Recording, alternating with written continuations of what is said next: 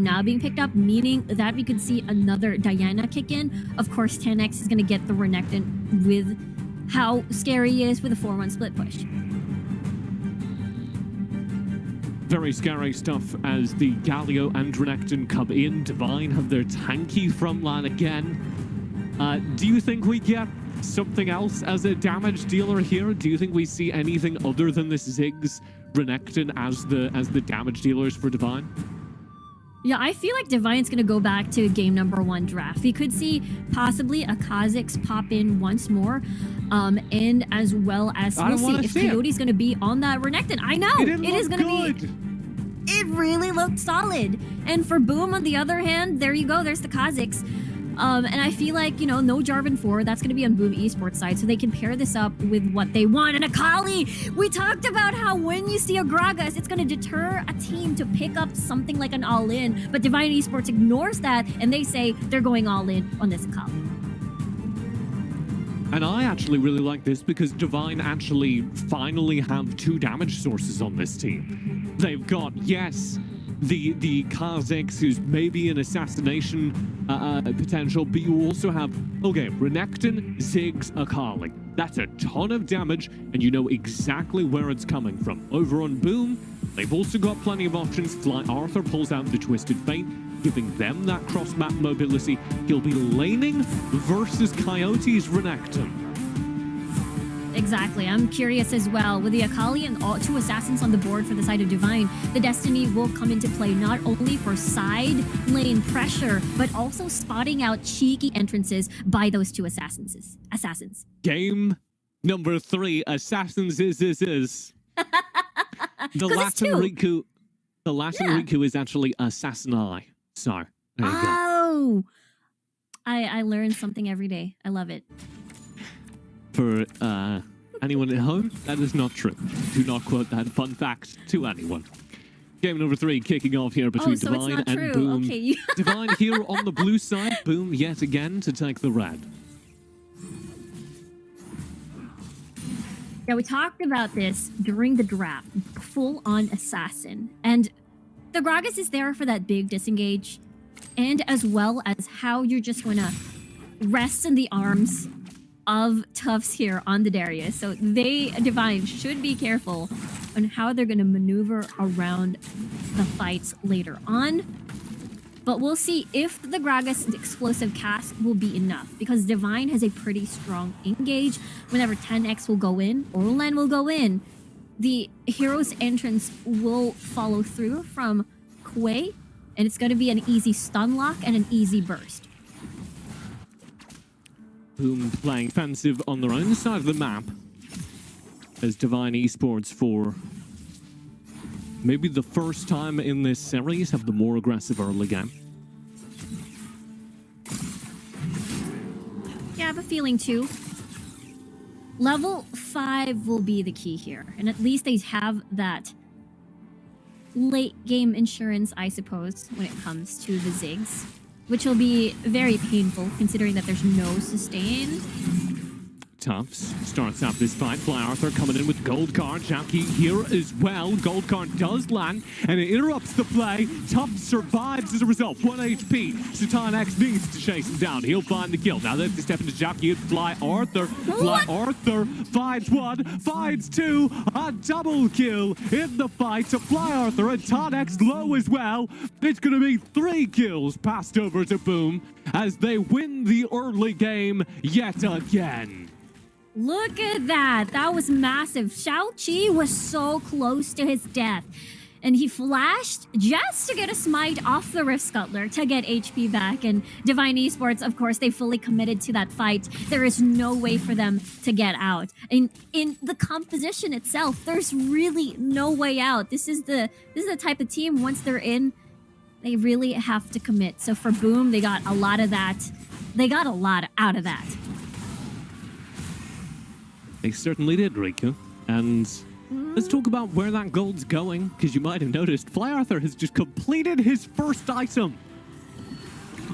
Yeah, he's able to get a little bit more tankier as well. He's able to get more pokes down with the Rod of Ages. My God. Yeah, getting that Roa right away. So for Divine, you know, Coyote here still having to wait for that black cleaver. And he's just gonna have a bit of a tough time in this melee versus range matchup. Good thing he does have some form of sustain at least to, you know, make do. But that means he will not get priority in this lane most of the time. So that means, okay, I get priority. I can Destiny either towards the duo lane. There is a big setup there with Gov, or towards topside. Flash, Apprehend, Proto Belt Apprehend into the gold card. I think that's pretty neat. Quay backing off here down bottom, as we did have an initial exchange. Give us some extra gold over to Boom Esports. None of it affected the bottom lane yet, though. And so Divine can run for the win condition that gave them game number 1.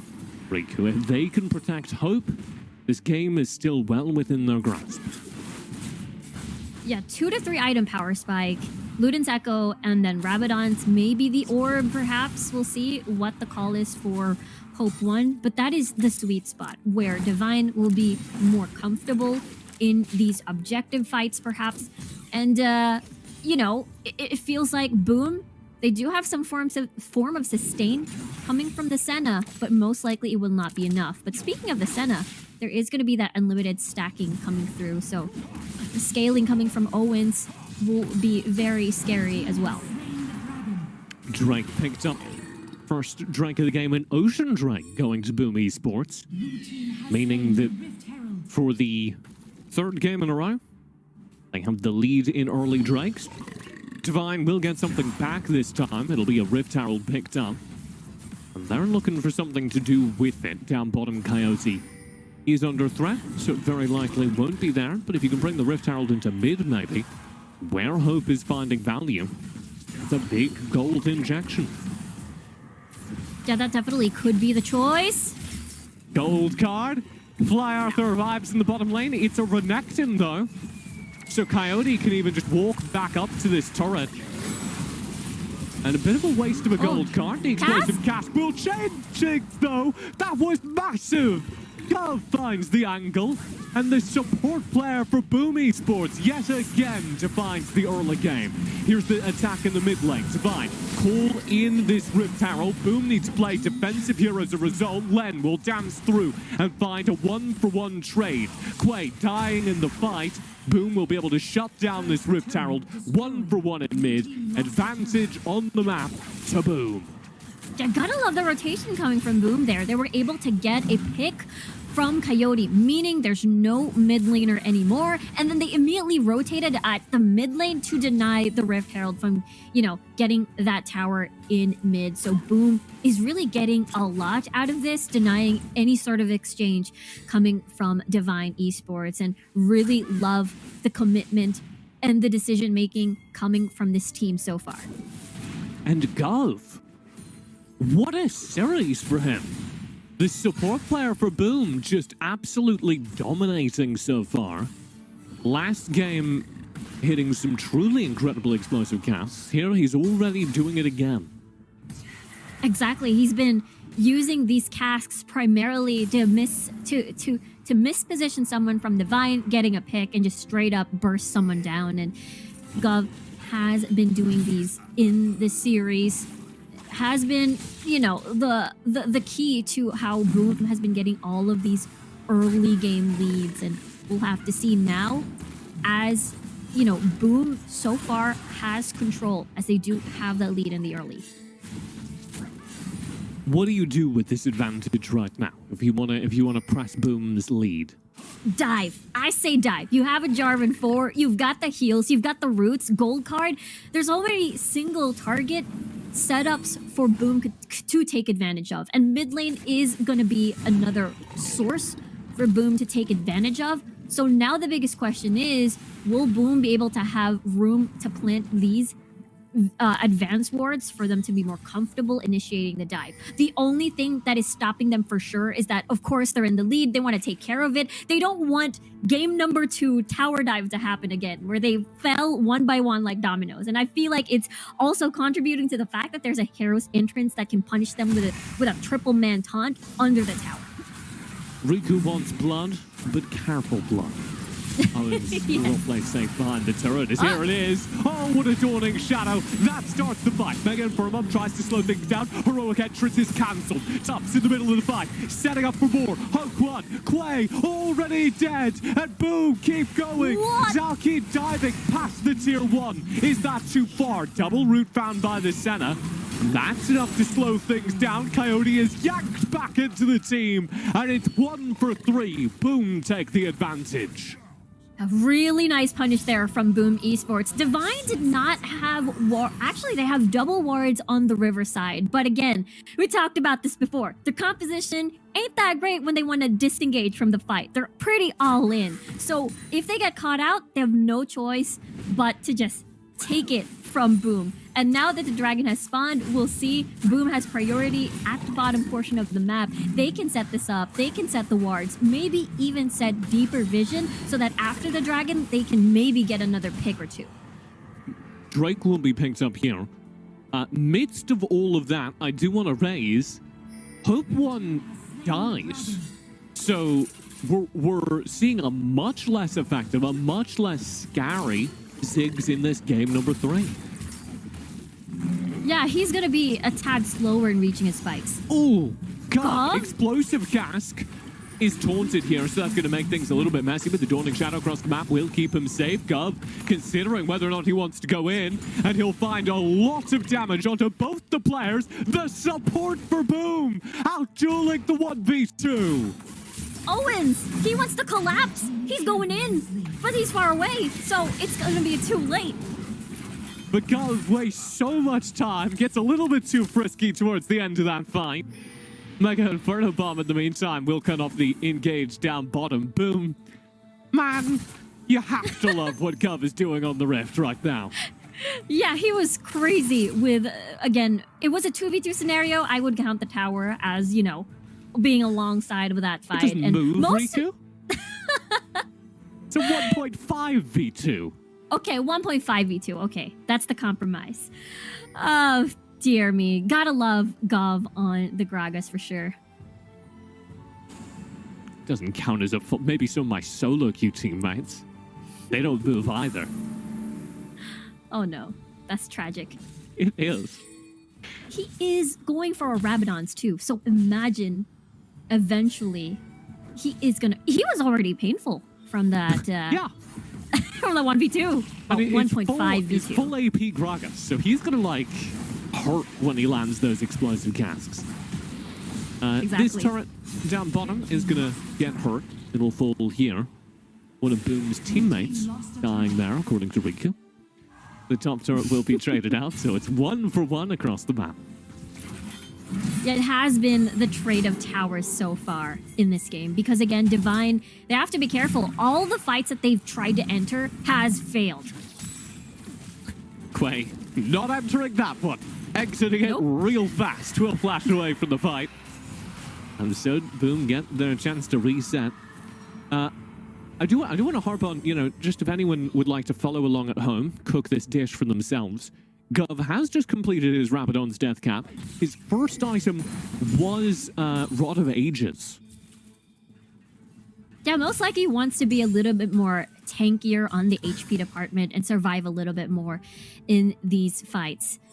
Especially that he is, again, one of the primary frontliners, I suppose, alongside with Xiaoqi in engaging, and as well as Tufts. Just wanted to make sure he's able to dish out maybe 2 combos a little bit more and survive. Could be a dive. Megan Inferno Bomb denies it. Now Xiaoqi is actually in a weird position as to flag and drag away to get out of it.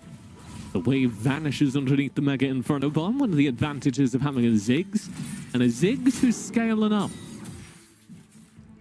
Exactly. It's we talked about this during game number 1 where Boom has to be careful of that ticking time bomb. Fly Arthur just missed his blue card, threw a red card instead, so he's not got enough mana to fight here. That is tragic. That is... you have to go home. It's okay. Owens wanted to go home too. Never mind. He canceled the ports. Oh dear. It's fine. 20 seconds on the clock though for the next dragon. Anyone who's played Twisted Fate has been there. You missed the timing on the card, and you just have to go back to base. It happens. He did finish rapid fire cannon though, so got some shopping done while he was there. A little bit more range for those gold cards now. Very scary Twisted Fate coming online just in time for the strike. Exactly. It's all according to plan. He was going to go home anyways to buy that item to get more range on the cards, just as you mentioned. Especially, again, we're talking about 4 melees on the side of Divine Esports. So this is very welcomed by Fly Arthur. Here, though, look at Boom. Or rather, look at Boom. They're already starting this Mountain Drake. I'm looking, Riku. Here's Coyote at the bottom. Len Quay coming in from the top, and they are just split by that explosive cast. Boom. Turn their eyes back towards this dragon. Well below half HP. Coyote looking for the dive. Coyote in for the dive. It is secure by Boom. And the Dawning Shadow absolutely melts Divine. Nothing found on the heroic entrance. And there's nothing that can be done for Divine. And desperately, Tarnex dives in. Finds one onto Tufts. Now, 1v4. He's doing it. He trades 2 for 1. A heroic effort from Tufts. But it's all he's gonna get as Hope One's caught out as well. Very low. Fly Arthur will clean things up. Gov getting credit as well. And 3 for 3 with Drake going over to Boom. They'll take that any day. Yeah, that's again looking to be like the game number 2 that we just saw. 3 dragons stacking already on the side of Boom. And we saw the attempt coming from Tanex, even though he had that Zhonya's hourglass to see if he can buy some time for the rest of the team. But at the beginning of that dragon fight, it felt like the gold card range from the rapid fire cannon was just too much. We saw Len already chunked to what, half HP before the entirety of that fight even started. So Boom, and as well in general, Fly Arthur has been doing a lot of work in these fights. Fly Arthur will get himself a buff here. It's a privilege you get when you do as well as he's been doing. You get to steal away a blue buff. It has his name on it. Not if you're the jungler. If you're the jungler, you yell at him. Angry pings. That is also true. Right now, Fly Arthur is in the rare position of actually doing damage as a late game Twisted Fate.